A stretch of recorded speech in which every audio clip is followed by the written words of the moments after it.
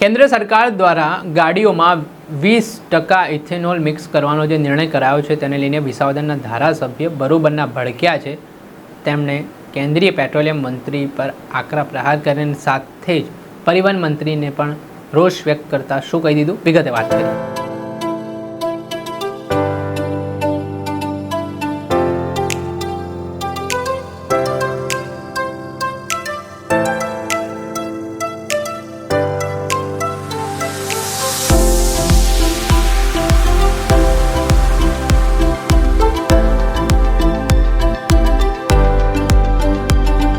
દર્શક મિત્રો, સ્કાયનેટ મીડિયામાં આપનું સ્વાગત છે.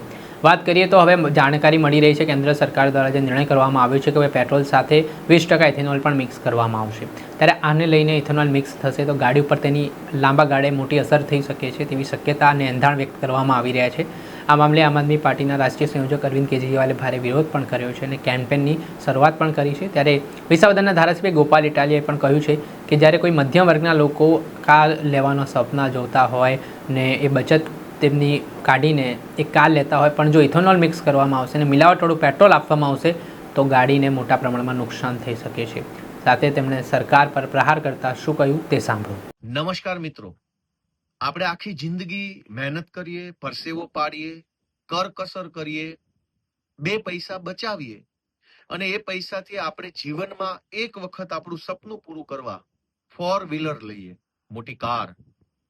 એ વખતે આપણને વિકલ્પ મળે છે કે ડીઝલ વાળી કાર લેવી કે ઇલેક્ટ્રિક કાર લેવી કે પેટ્રોલ વાળી લેવી કે પછી પેટ્રોલ અને ઇલેક્ટ્રિક બંને મિક્સ આવતી હોય એવી લેવી. પણ આપણે એક વખત પેટ્રોલ કાર લીધા પછી એ કારમાં ઇથેનોલ વાળું પેટ્રોલ નખાવવું કે શુદ્ધ પેટ્રોલ નખાવવું એ ઓપ્શન કેમ નથી મળતો?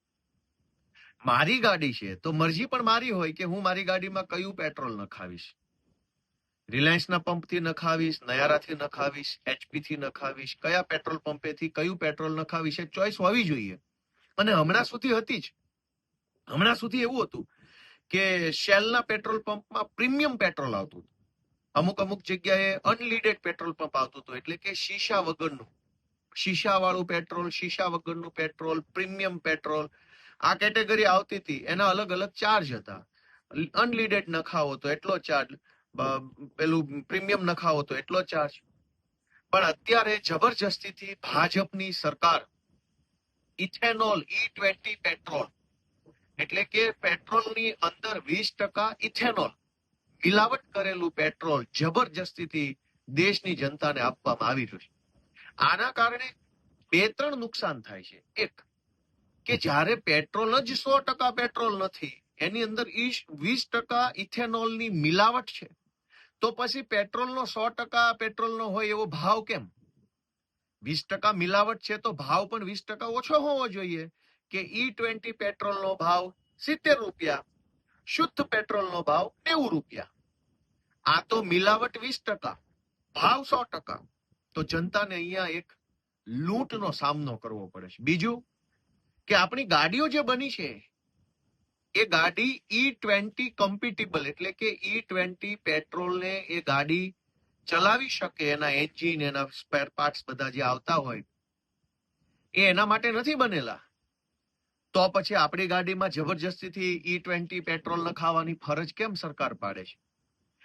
તો આખી જિંદગી મહેનત કરીને, મજૂરી કરીને, કરકસર કરીને, કેટલાય આખા ઘરમાં હોય એટલા લોકોએ પૈસા બચાવીને જીવનમાં એક વખત 4 વ્હીલર લીધી હોય, એ 4 વ્હીલરને ભાજપની સરકાર દાદાગીરી કરી, ગુંડાગીરી કરી, જબરજસ્તીથી E20 પેટ્રોલ, ઇથેનોલ મિશ્રિત પેટ્રોલ ભરાવડાવે અને આપણને ઓપ્શન ન આપે. એની સામે દેશમાં એકમાત્ર વ્યક્તિ અરવિંદ કેજરીવાલ લડાઈ લડી રહ્યા છે.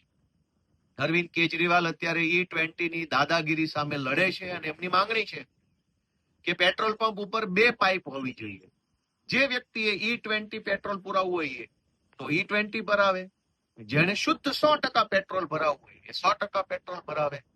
આ ઓપ્શન દેશની જનતાને મળવો જોઈએ. આપણે કોઈ હોટલમાં જઈએ તો હોટલ માલિક દાદાગીરી નહીં કરી શકે કે ફરજિયાત રીંગણાનું શાક જ ખાવું પડશે. મારે જે ખાવું હોય તે ખાઈશ, અને મારે જે ખાવું છે એનું જેટલું પેમેન્ટ હશે એટલું પેમેન્ટ આપીશ. જેને પેટ્રોલ ભરાવવું છે એ 100% પેટ્રોલ ભરાવશે, એનું પેમેન્ટ આપશે. E20 વાળો E20 ભરાવશે, એનું પેમેન્ટ આપશે. સરકાર કેમ જબરજસ્તી કરે છે? તો આ બાબતે અરવિંદ કેજરીવાલે એક ઓનલાઈન પિટિશનની શરૂઆત કરી છે અને એની અંદર stopE20petrol.com નામની એક વેબસાઇટ બનાવી છે. એની અંદર તમે જઈ અને તમારો વિરોધ નોંધાવી શકો છો, પિટિશનને સાઇન કરી શકો છો. ખૂબ ખૂબ આભાર. જે આપણે સાંભળતા વિસાવદરના ધારાસભ્ય ગોપાલ ઇટાલિયા હાલ તેમણે ઇથેનોલ જે મિક્સ કરવાનો નિર્ણય સરકાર દ્વારા કરવામાં આવી રહ્યો છે તે બાબતે ધરાર વિરોધ નોંધાવ્યો છે. અને આ પ્રકારે જે સરકાર દ્વારા જે પસંદગી વિકલ્પ આપવામાં આવે કે જે લોકોને પેટ્રોલ શુદ્ધ ભરાવવું છે તેમના માટે અલગ ને જેને ઇથેનોલ મિશ્રિત ભરાવવું છે તેમના માટે અલગ આવી વ્યવસ્થા ઊભી કરવામાં આવે. જોવાનું રહ્યું આગામી સમયમાં મામલે શું પરિસ્થિતિ નિર્માણ પામે છે. દર્શક મિત્રો, આવા જ વિડીયો જોવા માટે સ્કાયનેટ મીડિયા જોતા રહો, લાઇક કરો અને વધુમાં વધુ શેર કરો.